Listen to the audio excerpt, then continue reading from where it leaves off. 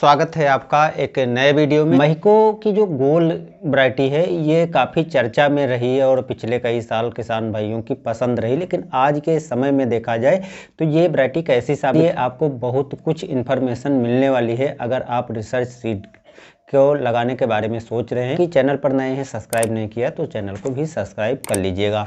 देखिए किसान भाइयों, जो महिको की गोल है, इसको लक्ष्य नाम से भी इसकी अगर आपको जानकारी नहीं है तो यहाँ पर थोड़ी सी जानकारी दे दूँ। 130 से 135 दिन में ये वैरायटी पककर तैयार हो जाती है। 105 सेंटीमीटर तक पौधे की हाइट होती है। रोग प्रतिरोधी किस्म है, तो रिसर्च वैरायटी है तो रोग प्रतिरोधी होना भी चाहिए, नहीं तो इतना महंगा सीड्स आखिर खरीदेगा किसान और उसकी बुआई करेगा, उसका फ़ायदा क्या होगा। चपाती के लिए बेस्ट है, जिन किसान भाइयों ने लगाया है वो भी बता रहे हैं, तो खाने के लिए आप इसको निश्चित लगा सकते हैं। अब अगर आप इस तरह की वैरायटियाँ लगाते हैं, रिसर्च वैरायटियाँ लगाते हैं, तो अच्छा उत्पादन भी मिलना चाहिए। तो उत्पादन की हम बाद में बात करेंगे। इसके बाद जो अन्य दूसरी किस्में हैं उसके बारे में भी थोड़ा हम बात कर लेते हैं। देखिए, एक वैरायटी जो महिको की तरफ से है, महिको प्रथम 70-70। तो महिको प्रथम 70-70 इसके बारे में बताया है कि ये पहली संकर किस्म यानी पहली हाइब्रिड किस्म है। हालांकि इसके बाद जितनी महिको की तरफ से वैरायटियाँ आई हैं, कोई भी हाइब्रिड किस्म नहीं आई है। दूसरी कोई भी कंपनी की या दूसरी कोई भी रख लो तो वो हाइब्रिड किस्मों में उसको शामिल नहीं किया गया, रिसर्च में शामिल किया गया है या सामान्य देसी किस्मों में शामिल किया गया। लेकिन इसको कंपनी का कहना है कि पहली हाइब्रिड किस्म है, यानी संकर किस्म जिसको बोलते हैं, और ये 110 से 115 दिन में पककर तैयार हो जाती है। मध्यम अवधि के पौधे की हाइट होती है। रोग रोधी प्रजाति है, चपाती के लिए इसे भी बेस्ट बताया गया है।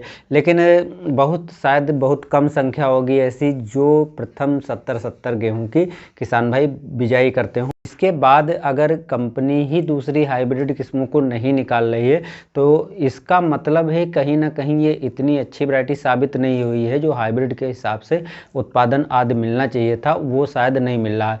110 से 15 दिन की वैरायटी है तो आप लेट लगा सकते हैं, लेकिन कंपनी ने ना तो कहीं पर बताया है कि इसको किस टाइम पर लगा सकते हैं, लेट लगाने योग्य है या नहीं है, उत्पादन आदि कितना मिलेगा, इसके बारे में कहीं पर कंपनी ने मेंशन नहीं किया है।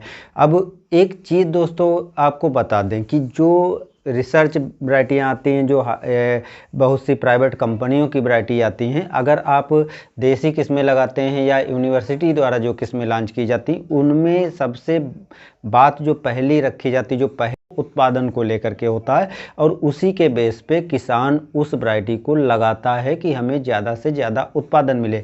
लेकिन अब गोल्ड कंपनी की जैसे बात हम कर रहे हैं, अन्य वैरायटियों की भी बात करेंगे, तो इसमें कहीं पर कंपनी ये नहीं बताती है कि अगर इस वैरायटी को लगाते हो तो वास्तव में आपको इससे पैदावार कितनी मिलेगी।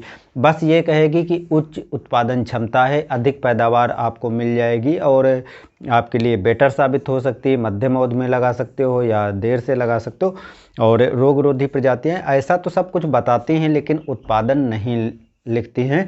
और कंपनी को हमारे हिसाब से तो यही है कि ये चीज़ें लिखना चाहिए। अगर उत्पादन क्षमता नहीं लिखते हो तो अगर आप मानकर चलिए आप कोई भी वैरायटी लगाते हैं और लगाने के बाद आपको 10 से 12 कुंतल, 15 कुंतल या 20 कुंतल के नीचे ही पैदावार मिलती है, तो रिसर्च वैरायटी लगाने का कोई मतलब ही नहीं रह जाता है। अगर आप वैरायटी लगाते हो तो इससे तो देसी किस्में या नई जो वैरायटियाँ आ रही हैं वो काफ़ी बढ़िया उत्पादन दे सकती हैं, तो हम रिसर्च की तरफ क्यों जाएं।